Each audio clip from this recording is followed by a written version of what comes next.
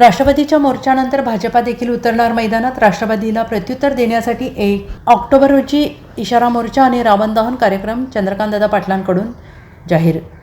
आमदार गोपीचंद पडळकर यांचा वादग्रस्त विधानानंतर राष्ट्रवादीकडून काढण्यात आलेल्या महाराष्ट्र संस्कृती मोर्चाला भाजपाकडून देखील प्रत्युत्तर देण्यात येणार आहे. 1 ऑक्टोबर रोजी सांगलीमध्ये भाजपाकडून इशारा सभा आणि रावण दहन कार्यक्रम आयोजित करण्यात येणार असल्याचा भाजपाचे उच्च आणि तंत्र शिक्षण मंत्री चंद्रकांत पाटलांकडून जाहीर करण्यात आलेला आहे.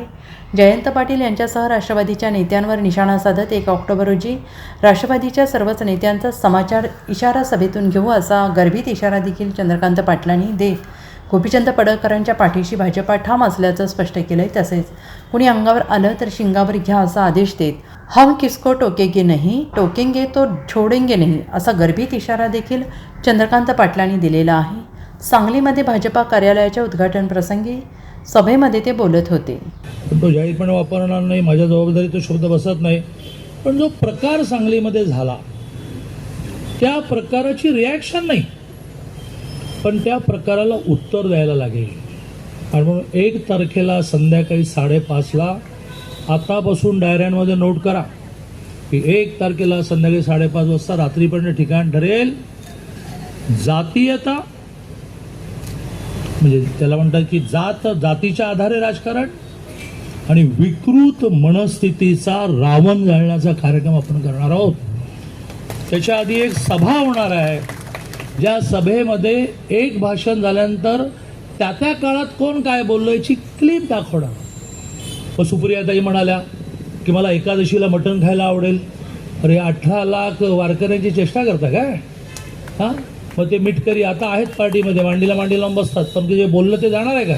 तेव्हा ते कुठल्या पार्टीत होते? काय म्हणाले मिटकरी या इस्लाम बोलला आणि काय क्लिप फिरली, कोण टाळ्या देत होते तुम्ही अभय मिटकरीच्या बोलण्याला? गोपीचंद अमोल मिटकरी, गोपीचंद पडळकरने जे वाक्य म्हटलं ते त्याने म्हणावं न म्हणावं याची चिंता करणारं आमचं महाराष्ट्राचं नेतृत्व देवेंद्रजी खंबीर आहेत. भल्या माणसांना टॅकल करतात. गोपीचंदला तर कान त्याचा धरतील धरायचा तो. मला आठवतो, मी राज्याचा अध्यक्ष होतो, कोविडची साथ होती आणि सोलापूरच्या का बार्शीच्या कुठल्या तरी प्रेस कॉन्फरन्समध्ये गोपीचंदने असं म्हटलं की शरद पवार हा कोविडचा विषाणू आहे. प्रेस कॉन्फरन्स आटपून बाहेर यायची वाट बघत होते देवेंद्रजी. बाहेर पडल्या देवेंद्रजीने फोन केला गोपीचंदला, विचारा की देवेंद्रजी महाराष्ट्राची संस्कृती नाही, तुम्ही यापुढे शरद पवार असं बोलायचं नाही. तुमच्याकडे मिटकरीचा कान कोणी पकडला? तुम्ही ते टाळ्या देत होता स्टेजवर बसल्या. आणि त्यामुळे गोपीचंद काय बोलला त्याचा स्वतंत्रपणे विचार करू, त्याला करेक्ट करण्याची व्यवस्था आहे. देवेंद्रजींनी तुमचं काय घोडा मारलाय? आरक्षण दिलं मराठा समाजाला, हे देवेंद्रजींची चूक झाली. धनगर समाजाला आदिवासींचे सगळे सवलती दिल्या, ही देवेंद्रजींची चूक झाली. 22,000 गावांना जलयुक्त शिवाराच्या माध्यमातून पाणी दिलं, ही देवेंद्रजींची चूक झाली. अटल सेतूसारखे ब्रिज निर्माण केले, पुण्यात मुंबईत नागपूरमध्ये मेट्रो निर्माण केलं, ही देवेंद्रजींची चूक झाली.